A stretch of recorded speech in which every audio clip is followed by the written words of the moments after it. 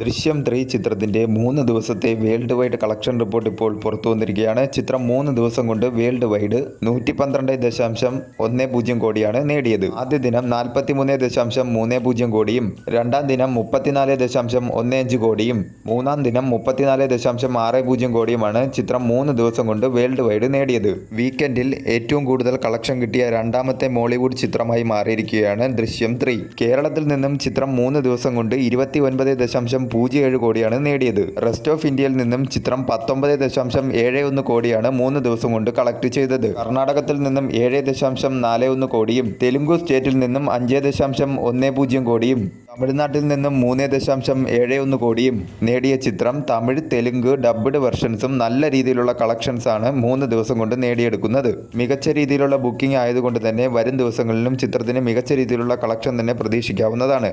ഇനി വരുന്ന ദിവസങ്ങളിൽ അവധി ദിവസങ്ങൾ കൂടെ ആയതുകൊണ്ട് തന്നെ ചിത്രം നല്ല രീതിയിലുള്ള കളക്ഷൻ തന്നെ കിട്ടുന്നതായിരിക്കും. ആട് 3 എന്ന ചിത്രം വീക്കെൻഡിൽ നേടിയ കളക്ഷൻ റെക്കോർഡാണ് ഇപ്പോൾ ദൃശ്യം 3 എന്ന ചിത്രം മറികടന്നിരിക്കുന്നത്. ആട് 3 ചിത്രം 4 ദിവസം കൊണ്ട് വീക്കെൻഡിൽ 89 കോടിയാണ് നേടിയത്.